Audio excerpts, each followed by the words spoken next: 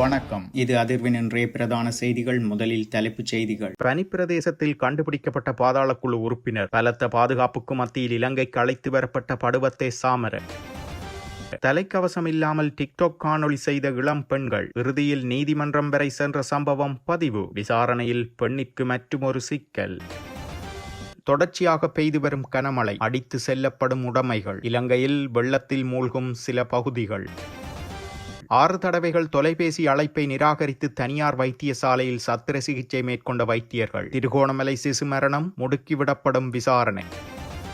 திடீரென உயிரிழந்த பாடசாலை மாணவன். அருகில் கண்டுபிடிக்கப்பட்ட பொருட்கள். விசாரணையில் வெளியான தகவல்கள்.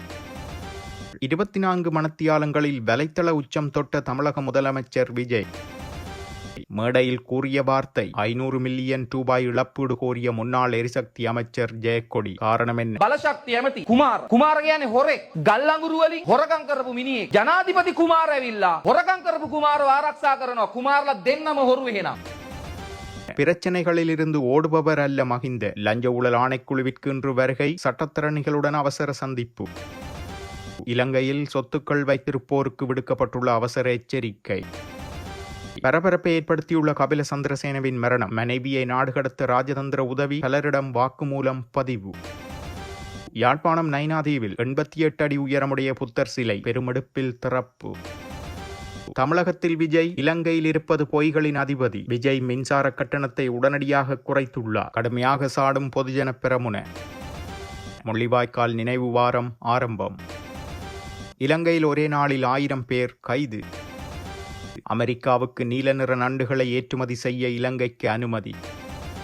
அசர்பைஜானில் கைது செய்யப்பட்ட பாதாள உலகக்குழு உறுப்பினர் மற்றும் போதைப்பொருள் கடத்தல்காரரான மனோஜ் சுரங்க எனப்படும் படுவத்தை சாமர பலத்த பாதுகாப்புக்கு மத்தியில் நாட்டிற்கு அழைத்து வரப்பட்டுள்ளார். அசர்பைஜானிலிருந்து இந்தியாவின் புதுடெல்லிக்கு கொண்டு வரப்பட்டு இதன் பின் கட்டுநாயக்க விமான நிலையத்தை வந்தடைந்துள்ளார். நீண்ட காலமாக துபாயில் தலைமறைவாகிய இவர் சுமார் 1 வருடத்திற்கு முன்பு அசர்பைஜானுக்கு தப்பிச் சென்றிருந்த நிலையில் அங்கு அந்நாட்டு அதிகாரிகளால் கைது செய்யப்பட்டிருந்தார். துசித கல்லொலுவ மீது தாக்குதல் நடத்தியமை, கனைமுல்ல சஞ்சீவவை கொலை செய்வதற்காக ஆயுதங்களை வழங்கியமை மற்றும் இலங்கையின் பல்வேறு ஒழுங்கமைக்கப்பட்ட குற்றச்செயல்கள் மற்றும் போதைப்பொருள் விநியோகத்தில் பிரதான சந்தேக நபராக இவர் கருதப்படுகிறார். விமான நிலையத்தில் வைத்து குற்றப்புலனாய்வு திணைக்களத்தினர் 48 வயதான இவரை பொறுப்பேற்றதுடன் மேலதிக விசாரணைகளுக்காக கொழும்பு குற்றத்தடுப்பு பிரிவிடம் ஒப்படைக்கப்பட்டுள்ளார்.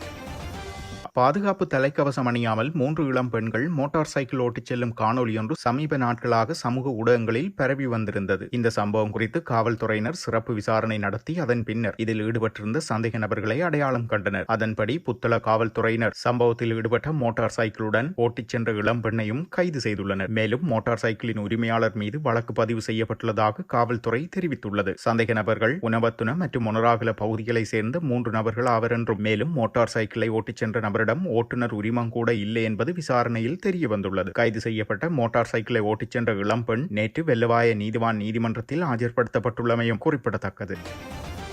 திருகோணமலை மாவட்ட பொது வைத்தியசாலையில் கருவிலேயே சிசு மரணமடைந்த சம்பவம் தொடர்பில் பணியிடை நீக்கம் செய்யப்பட்டுள்ள 2 வைத்தியர்கள் குறித்து விசேட நிபுணர்கள் அடங்கிய குழு ஒன்றின் ஊடாக முறையான ஒழுக்காற்று விசாரணை நடத்தப்பட வேண்டும் என அரச வைத்திய அதிகாரிகள் சங்கம் வலியுறுத்தியுள்ளது. கடந்த மாதம் 9ஆம் தேதி அரச வைத்திய அதிகாரிகள் சங்கம் நாடளாவிய ரீதியில் முன்னெடுத்த பணி புறக்கணிப்பு போராட்டத்தின் போதே இந்த சோகமான சம்பவம் இடம்பெற்றதாக சுகாதார பிரதியமைச்சர் மருத்துவர் ஹன்சக விஜயமுனி தெரிவித்துள்ளார். சுகாதார அமைச்சினால் மேற்கொள்ளப்பட்ட முதற்கட்ட விசாரணைகளின்படி குறித்த மகப்பேற்று மற்றும் பெண்ணோயியல் விசேட வைத்தியரும் சிரேஷ்ட விடுதி வைத்தியரும் அந்த சமயத்தில் கடமையில் இருக்கவில்லை என்பது உறுதியாகியுள்ளது. பிரசவத்தின் போது ஏற்பட்ட சிக்கல் நிலை குறித்து விடுதிக்கு பொறுப்பான வைத்தியர் 6 தடவைகள் இந்த 2 வைத்தியர்களுக்கும் கைத்தொலைபேசி ஊடாக தொடர்பு கொண்டு அறிவித்த போதிலும் அவர்கள் பிரசவ அறைக்கு சமூகம் அளிக்கவில்லை என்பது விசாரணையில் தெரிய வந்துள்ளது. அரச கடமை நேரத்தில் அவர்கள் இருவரும் அருகிலுள்ள தனியார் வைத்தியசாலை ஒன்றில் சத்திர சிகிச்சை நடவடிக்கைகளில் ஈடுபட்டிருந்தமை அம்பலமாகியுள்ளது. இதன் அடிப்படையில் அரச கடமையை புறக்கணித்தமை, பிரசவத்தின் போது சிசுவுக்கு ஆபத்து ஏற்பட இடமளித்தமை, கடமை நேரத்தின் போது தனியார் வைத்தியசாலையில் பணியாற்றியமை மற்றும் வைத்தியசாலையை விட்டு வெளியேறும் போது வருகை பதிவேட்டில் பொய்யான தகவல்களை பதிவு செய்தமை ஆகிய குற்றச்சாட்டுகள் சுமத்தப்பட்டுள்ளன. இந்த குற்றச்சாட்டுகள் குறித்து விசேட வைத்திய நிபுணர்கள் குழு ஒன்றின் ஊடாக விரிவான விசாரணைகளை முன்னெடுக்க தீர்மானிக்கப்பட்டுள்ளது. பண்டாரவளை மற்றும் அதன் சுற்றுவட்டார பகுதிகளில் பெய்து வரும் கடும் மழை காரணமாக பண்டாரவளை நகரின் முக்கிய வீதிகள் மற்றும் தாழ்நில பகுதிகள் வெள்ளத்தில் மூழ்கியுள்ளன. நேற்று பெய்த அடைமழை காரணமாக நகரின் வடிகால்கள் பெருக்கெடுத்து வெள்ள நீர் பிரதான வீதிகளுக்குள் புகுந்துள்ளது. இதனால் பண்டாரவளை நகரின் வர்த்தக நிலையங்களுக்குள்ளும் நீர் புகுந்துள்ளது. வீதிகளில் வெள்ள நீர் பாய்வதால் வாகனங்கள் மற்றும் மோட்டார் சைக்கிள் போக்குவரத்து கடுமையாக பாதிக்கப்பட்டுள்ளது. பண்டாரவளை, தியத்தலாவ ஆகிய பிரதான வீதிகளில் நீண்ட வாகன நெரிசல்கள் காணப்பட்டுள்ளன. வெள்ள நிலைமையை கட்டுப்படுத்தவும் தேங்கியுள்ள நீரை வெளியேற்றவும் நகர சபையினர் மற்றும் போலீசார் இணைந்து நடவடிக்கைகளை மேற்கொண்டு வருகின்றனர். அதேவேளை மண்சரிவு அபாயமுள்ள பகுதிகளில் வாழும் மக்கள் மிகுந்த அவதானத்துடன் இருக்குமாறு அனர்த்த முகாமைத்துவ மத்திய நிலையம் எச்சரிக்கையும் விடுத்துள்ளது. தொடர்ச்சியாக மழை பெய்து வருவதால் மலைப்பாங்கான வீதிகளை பயன்படுத்தும் சாரதிகள் மிக அவதானமாக வாகனங்களை செலுத்துமாறும் போக்குவரத்து போலீசார் அறிவுறுத்தியுள்ளனர். குர்நாகல் உடல்வல பகுதியில் 4 மாடி கட்டடத்தின் மேல் தளத்தில் இருந்து கீழே விழுந்த மாணவர் ஒருவர் உயிரிழந்துள்ளார். குர்நாகலில் உள்ள புகழ்பெற்ற சர்வதேச பாடசாலையில் கல்வி கற்று வரும் 16 வயதுடைய மாணவரே இவ்வாறு உயிரிழந்துள்ளார். மாணவர் தனது பெற்றோர் மற்றும் குடும்பத்தினருடன் தற்காலிகமாக 4 மாடி கட்டடத்தில் தங்கியிருந்த போது கடந்த 8ஆம் தேதி அதிகாலை கீழே விழுந்ததில் அவர் சம்பவ இடத்திலேயே உயிரிழந்துள்ளதாக விசாரணையில் தெரிய வந்துள்ளது. அவரது தந்தை ஒரு வழக்கறிஞர் மற்றும் அவரது தாய் ஒரு பாடசாலை ஆசிரியர் எனவும் தெரிய வந்துள்ளது. உயிரிழந்த மாணவர் சமீபத்தில் தனது குடும்பத்தினருடன் 2வது மாடியில் உள்ள ஒரு வீட்டிற்கு குடிபெயர்ந்ததாக கூறப்படுகிறது. குறித்த மாணவர் உயிரிழக்கும் போது தனது காலணிகளை மாடியில் முறையாக கழற்றி வைத்துள்ளமை மற்றும் சம்பவ இடத்தில் கண்டெடுக்கப்பட்ட கைபேசி என்பன அடையாளம் காணப்பட்டுள்ளன. இதனை அடுத்து முன்னெடுக்கப்பட்ட விசாரணையில் இறப்பதற்கு முன்பு அவர் தனது தந்தையின் கைபேசியை பயன்படுத்தி வந்ததும் அதில் ஒரு ஆன்லைன் சூதாட்ட விளையாட்டு இயங்கிக் கொண்டிருந்ததையும் கண்டறியப்பட்டுள்ளது. உயிரிழந்த மாணவர் அந்த நேரத்தில் ஒரு வகையான சூதாட்ட விளையாட்டில் ஈடுபட்டிருந்தமையும் தெரிய வந்துள்ளது. இன்றைய காலகட்டத்தில் மக்களுக்கு மிகவும் நெருக்கமான தொழில்நுட்பமாக கைபேசிகள் இருந்தாலும் மறுபுறம் அந்த தொழில்நுட்பத்தின் முடிவு மரணமாகவும் அமையலாம் என்றும் இவ்வாறான மிகவும் அபாயகரமான அம்சத்தை கருத்தில் கொண்டு உலகின் பல நாடுகள் வயதுக்குட்பட்ட குழந்தைகள் கைபேசிகளை பயன்படுத்துவதை தடை செய்து வருகின்றமையும் இங்கு சுட்டிக்காட்டத்தக்கது.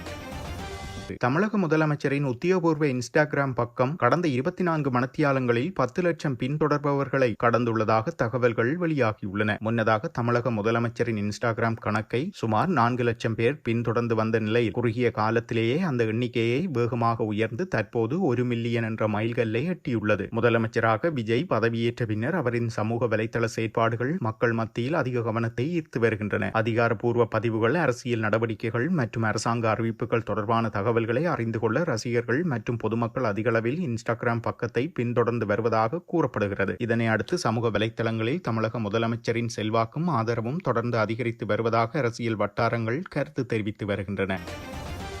முன்னாள் எரிசக்தி அமைச்சர் குமார ஜெயக்கொடி ஒரு பொதுக்கூட்டத்தில் அவதூறான கருத்துக்களை தெரிவித்ததாக கூறப்படும் குற்றச்சாட்டின் பேரில் பிரசாத் ஸ்ரீவர்த்தனவிடமிருந்து 500 மில்லியன் ரூபாய் இழப்பீடு கோரி ஒரு கோரிக்கை கடிதத்தை அனுப்பியுள்ளார். மே 11 அன்று சட்டத்திரணி சம்பத் ஜலேனவத்த மூலம் அனுப்பப்பட்ட அந்த சட்ட அறிவிப்பின்படி மார்ச் 22ஆம் தேதி அல்லது அதற்கு சற்று முன்னதாக நடைபெற்ற ஊடகங்களில் கலந்து கொண்ட ஒரு கூட்டத்தின் போது இந்த கருத்துக்கள் கூறப்பட்டுள்ளன என்றும் தெரிவிக்கப்பட்டுள்ளது. அந்த கூட்டத்தில் முன்னாள் அமைச்சர் நிதி முறைகேட்டில் ஈடுபட்டதாக ஸ்ரீவர்த்தன குற்றஞ்சாட்டியதாகவும் தெரிவிக்கப்பட்டுள்ளது. 30 ஆண்டுகளுக்கு மேலான நிர்வாக அனுபவம் கொண்ட ஒரு தகுதி வாய்ந்த பொறியாளரான ஜெயக்கொடி தனது தொழில் வாழ்க்கை முழுவதும் களங்கமற்ற தொழில்முறை மற்றும் அரசியல் நற்பெயரை பேணி வந்துள்ளார் என்றும் அந்த கடிதத்தில் குறிப்பிடப்பட்டுள்ளது. மேலும் நிலக்கரி கொள்முதல் தொடர்பான விவகாரங்கள் குறித்து ஜனாதிபதி ஆணைக்குழு நடத்தும் ஒரு சுதந்திரமான விசாரணைக்கு வழிவகுக்கும் வகையில் அவர் சமீபத்தில் தனது அமைச்சர் பதவியை ராஜினாமா செய்தார் என்றும் குறிப்பிடப்பட்டுள்ளது. ஜெயக்கொடிக்கு எதிராக கூறப்படும் குற்றச்சாட்டுகள் ஆதாரமற்றவை என்றும் அவை அவரது தனிப்பட்ட நற்பெயரையும் தேசிய மக்கள் சக்தி கட்சியின் பிம்பத்தை சேதப்படுத்தும் நோக்கத்துடன் கூறப்பட்டவை என்றும் அந்த சட்ட அறிவிப்பு கூறுகிறது. அதன்படி முன்னாள் அமைச்சர் நட்பெயருக்கு ஏற்படுத்திய சேதத்திற்காக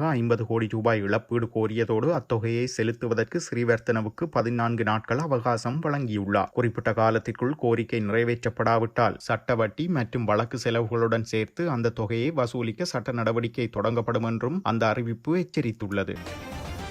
முன்னாள் ஜனாதிபதி மஹிந்த ராஜபக்ச இன்றைய தினம் லஞ்ச ஊழல் ஆணைக்குழுவில் முன்னிலையாவார் என அவரது ஊடக பேச்சாளர் சட்டத்தரணி மனோஜ் கமகே தெரிவித்துள்ளார். மஹிந்த ராஜபக்ச இன்றைய தினம் நிச்சயமாக ஆணைக்குழுவிற்கு வருவார் என்றும் அவர் ஒருபோதும் பிரச்சினைகளிலிருந்து தப்பியோடுபவர் அல்ல என்றும் எனினும் சில சட்ட ரீதியான காரணிகளை நாம் கருத்தில் கொள்ள வேண்டியுள்ளதாகவும் அதற்காக சில சட்டத்தரணிகள் ஒன்றிணைந்து கலந்துரையாடல் ஒன்றை முன்னெடுத்ததாகவும் தெரிவித்துள்ளார். ஸ்ரீலங்கன் ஏர்லைன்ஸ் நிறுவனத்தின் முன்னாள் தலைமை நிர்வாக அதிகாரி மறைந்த கபில சந்திரசேன வழங்கிய வாக்குமூலத்தின் அடிப்படையில் முன்னாள் ஜனாதிபதி இந்த அழைப்பு விடுக்கப்பட்டுள்ளது. எனினும் வலுக்கட்டாயமாக அச்சுறுத்தி வாக்குமூலம் பெறப்பட்டதாக கபில சந்திரசேன நீதிமன்றத்தில் சத்திய கடுதாசி தாக்கல் செய்துள்ளதாக கூறப்படும் நிலையில் லஞ்ச ஊழல் ஆணைக்குழுவில் முன்னிலையாக அழைப்பு விடுக்கப்படுவது பாரதூரமான விடயம் எனவும் அவர் தெரிவித்துள்ளார்.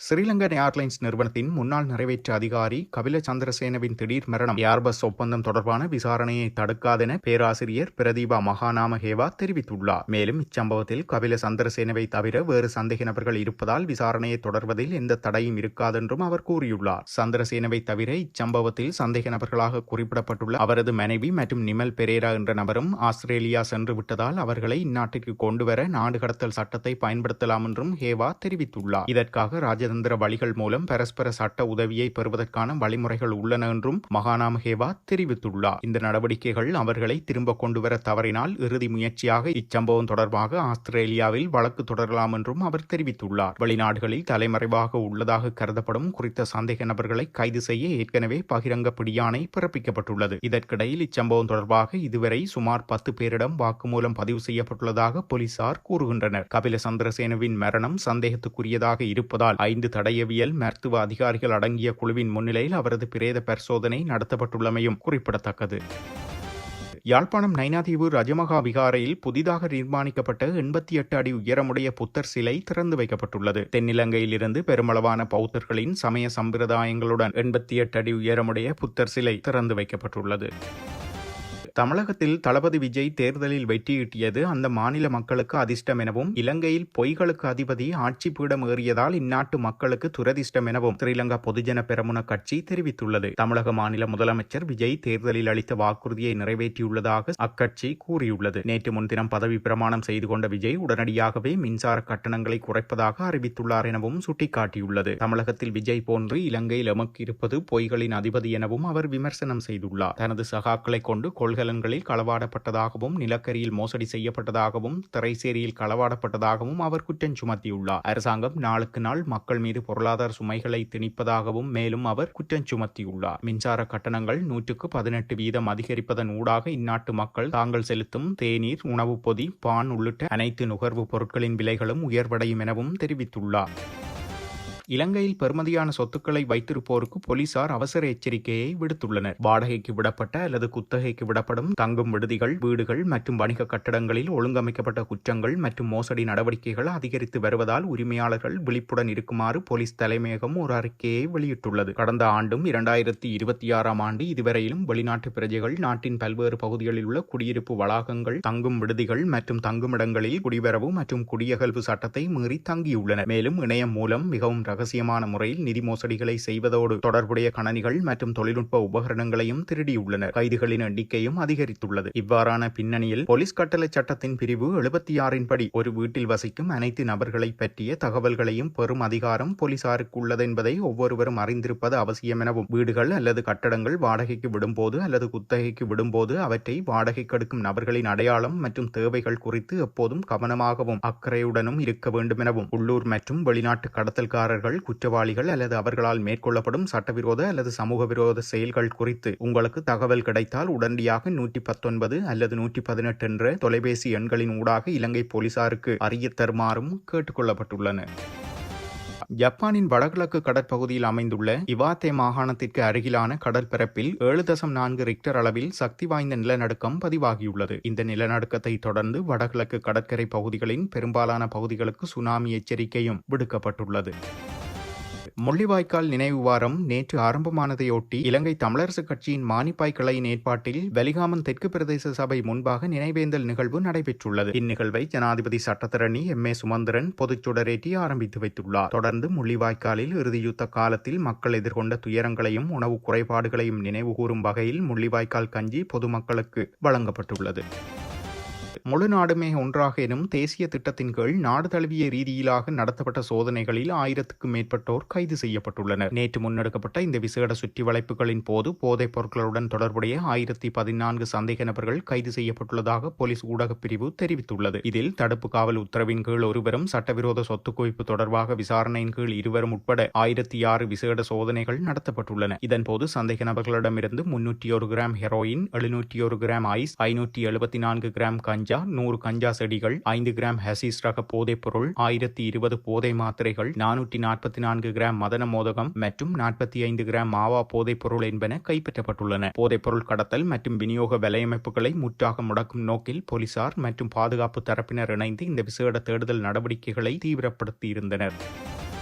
அமெரிக்காவின் கடல் பாலூட்டி பாதுகாப்பு சட்டத்தின் கீழ் விதிக்கப்பட்ட கடுமையான நிபந்தனைகளை இலங்கை பூர்த்தி செய்துள்ளது. இதன் மூலம் அமெரிக்க சந்தைக்கு நீல நீச்சல் நண்டுகளை ஏற்றுமதி செய்வதில் இருந்த தடைகள் நீக்கப்பட்டுள்ளன என்று மீன்வளம், நீர்வளங்கள் மற்றும் கடல் வளங்கள் அமைச்சு அறிவித்துள்ளது. நவம்பர் 2025 ஒரு அமெரிக்க நீதிமன்ற தீர்ப்பு ஏற்றுமதியை தற்காலிகமாக பாதித்திருந்தது. இருப்பினும் மீன்வளத்துறை, நாரா மற்றும் பிற தொடர்புடைய முகாமைகளால் சமர்ப்பிக்கப்பட்ட அறிவியல் தரவுகள் மற்றும் ஆதாரங்களை ஆய்வு செய்த பின்னர் அமெரிக்க வர்த்தகத்துறையின் தேசிய கடல் மற்றும் வளிமண்டல நிர்வாகம் தனது முடிவை மறுபரிசீலனை செய்து ஒப்புதல் வழங்கியுள்ளது. இந்த ஒப்புதலின் முக்கிய அம்சத்தின் மூலம் ஏற்றுமதி உரிமைகள் உறுதிப்படுத்தப்பட்டுள்ளன. அமெரிக்காவின் மீன்வள ஏற்றுமதிக்கு தேவையான கட்டாயமான ஒப்பீட்டு சரிபார்ப்பு சான்றிதழை இலங்கை இப்போது பெற்றுள்ளது. இந்த ஒப்புதல் டிசம்பர் 31, 2029 வரை செல்லுபடியாகும் என்றும் கூறப்படுகிறது. இந்த காலகட்டத்தில் நீல நீச்சல் நண்டுகளின் ஏற்றுமதி தடையின்றி மேற்கொள்ளப்படும் என்றும் எதிர்பார்க்கப்படுகிறது. இத்துடன் செய்திகள் நிறைவடைகின்றன. மறக்காமல் அதிர்வு சேனலை லைக் மற்றும் சப்ஸ்கிரைப் செய்து கொள்ளுங்கள்.